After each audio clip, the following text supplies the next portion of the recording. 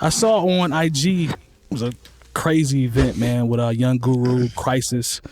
I cannot remember the young man's name that was added to the Soul Council for Jamla, producer from, I believe, LA. I gotta look his name up. Slappers. Yeah, he. And they already got, Knots, E. Jones, a lot of those cats. They got some dope producers. But I saw Guru in the building. He was there, and Crisis was doing a set. The other young man was doing a set. And I remember it got me to think about when there was a time when producer showcases, at least I thought from my perspective, were a dope time to come out and see new talent, hear new music from people, create a lot of creatives in the room. You get a vibe and get excited from hearing new people come out with new stuff. And with the rise of the way that artists are now, to me, everything is artist forward and the producers are getting pushed further and further back, to me. Like, I feel like everything is about the rappers now and the producers really are controlling a lot of the sound. So when I saw the event, like I said, I'm older now, so I may be unplugged and not in tune to how it is now, but I don't know. Do you guys think the producer showcase has the potential to be what it was now coming back from COVID? Because this one looked lit, but I know it's based off the names and the people that were there, but I'm talking about just in your larger cities where people used to throw these events and it'd be filled to the back with, people coming out to listen and, just to hear dope talent, a room full of creatives. And I don't know if that's the thing now. I don't know if it's just me getting older or maybe we getting older. I'm not sure. Maybe I'm not plugged in like I used to be. But Lone, I'll come to you first. Do you think it'll still be a lane for events like that? Because those used to be dope to me back in the day, but I just don't know if it's still going to be around like it was. I think it just evolves. It's evolved with everything else. I think over the last 2 years, even through COVID, we've seen producer showcases and Discords pop up and live streams and different resources, Kenny Beats and Illmind and Brass Tracks and what's his name, Decap, what's it, Curtis King, I think is his name. Like I don't know, I feel like now, as opposed to when we were up doing the iStandard battles and other type of battles and stuff, all that stuff. Like, even though there was kind of a little bit of community built around that, I feel like the producer communities are actually a little bit more tight now than they were back then. Ah, okay.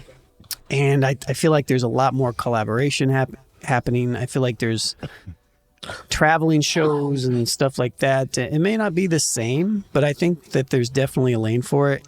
And I think production culture, whatever that is, that a lot of us were a part of, building, decade ago. That's true. Shouts to, Metronome and I did the writer's block for 2 years. Yeah. Then we did Lo-Fi Social, Shout to Slot A. With Slot A. So, I mean, I think this is just a long time coming. I think I actually kind of disagree with you a little bit. I think producers are a little bit more in the front now than they were. You think so? I think a lot more in the front. I mean, I think people pay attention to the producers a lot more now. Casual people. You know what? Maybe I'm thinking, when I say that, maybe I'm thinking through a mainstream lens and not, to your point, just the casual head, if you will. Maybe that's where I was coming from. You see what I'm saying? But what does that mean? What are mainstream hip hop producer showcases? No, I'm talking about you. You said producers getting shine. To me, on the mainstream, I don't think producers get. I think it's all about the artists more than the producers. Well, I think it's changed a lot too now. If you think about it, what we're seeing a lot more these days is is a lot more collaboration. Jake One is a perfect example.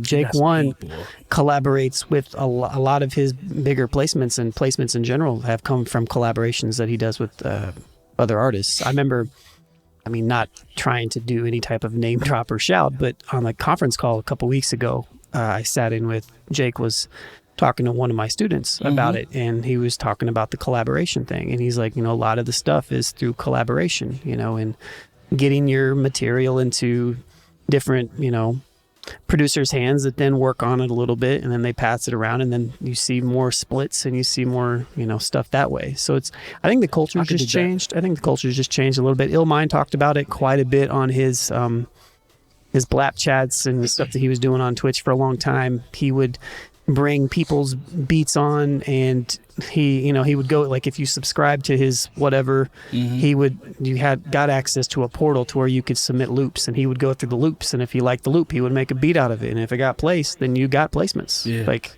So I think, I don't know, and 𝗏𝗋's worked with tons of huge names too. So I think I don't know. I think that production is in an interesting place right now, and I think it's kind of a good place.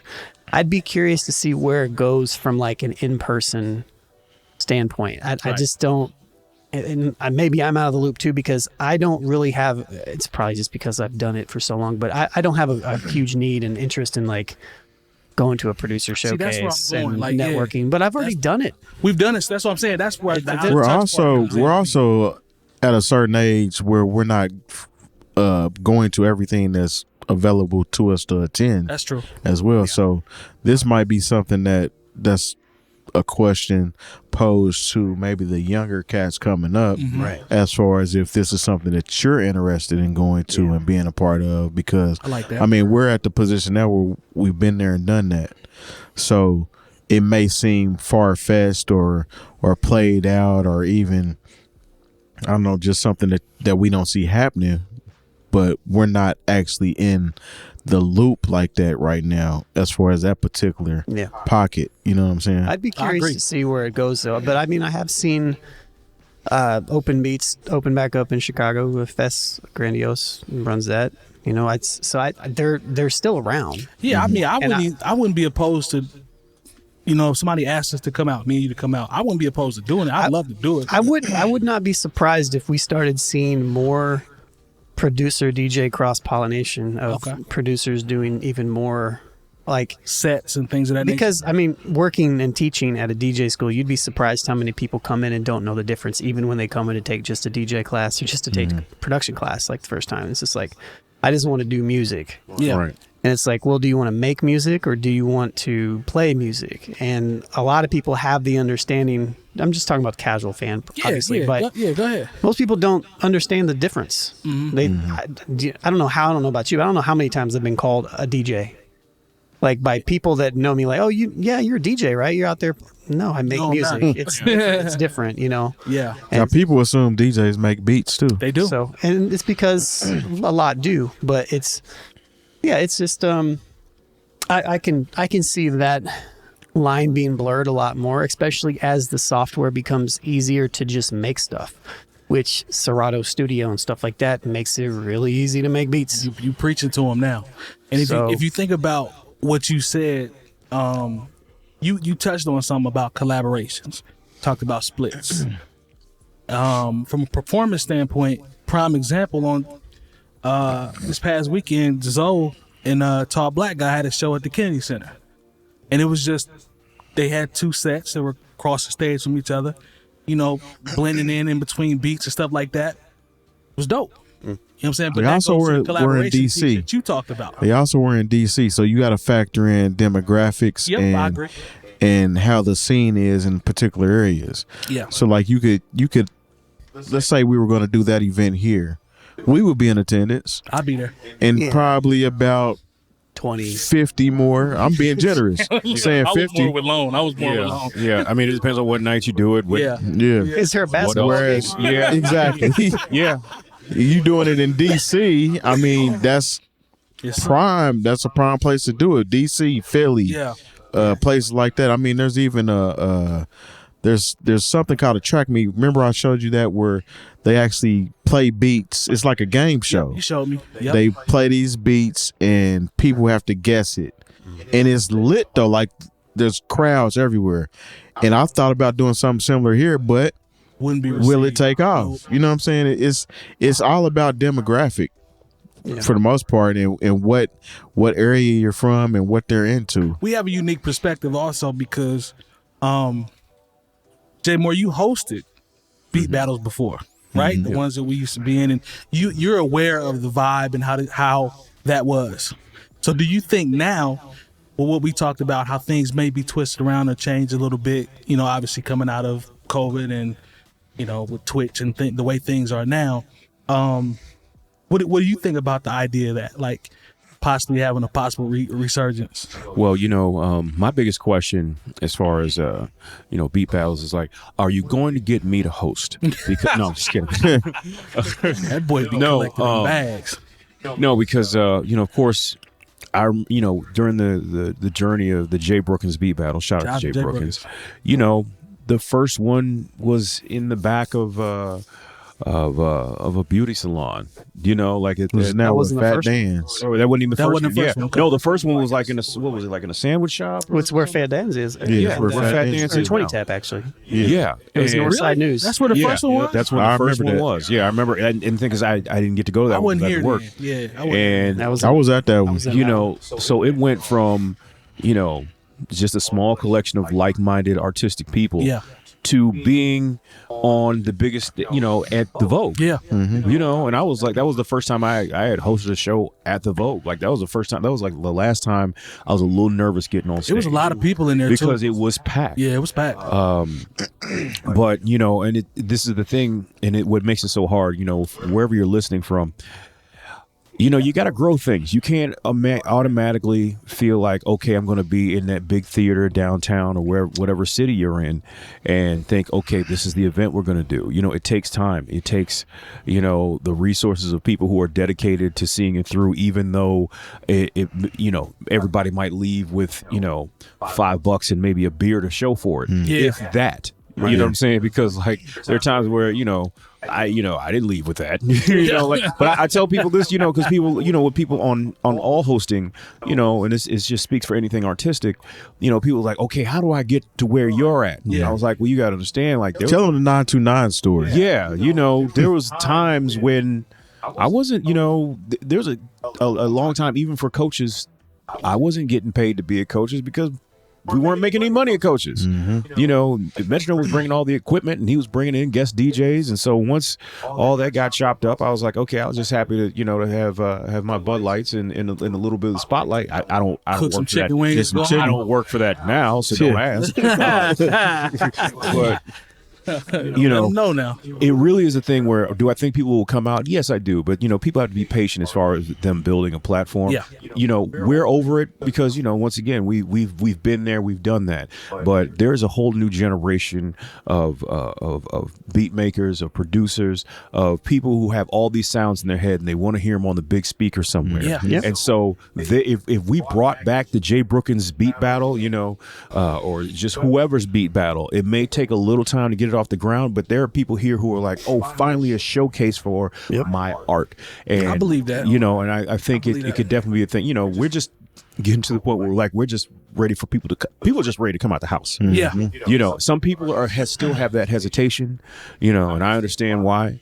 You know, because people out here still just they didn't get that jab, and they're not gonna get it.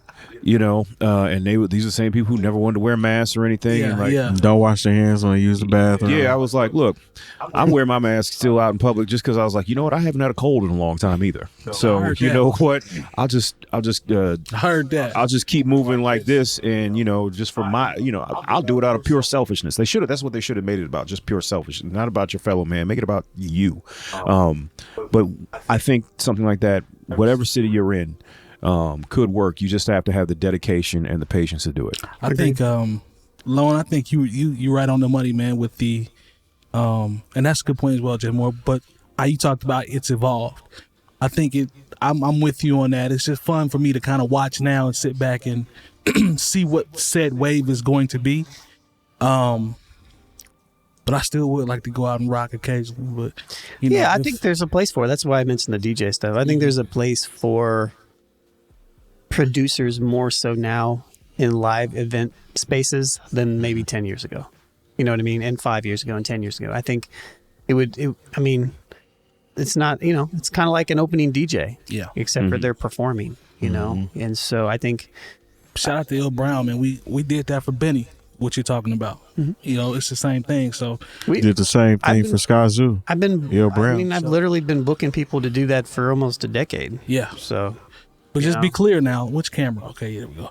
be clear. If you ask, make sure I get the right one, Red August. Now, if you ask me alone to come out, if you ask me alone to come out, you're gonna need a deposit. So I'm just telling y'all, we passed that stage. So get us a deposit. We'll talk about it. I mean, we did that. We did that at the Hi-Fi. Sure did. Yeah, rocked out. So yeah, get the deposit, man. Send a deposit to Jay Moore, and we'll talk about it. All right. Y'all did sets of hip hop night as well, both of y'all. Mm-hmm. Yeah. Me and Long get busy, man. Be clear. If you've enjoyed this segment from the New Old Heads podcast, make sure to join our live chat every Tuesday from 9 to 11 p.m. Eastern at youtube.com/New Old Heads Network. Make sure to subscribe and hit that bell for notifications. We also invite you to join our private Discord community at newoldheads.com/community.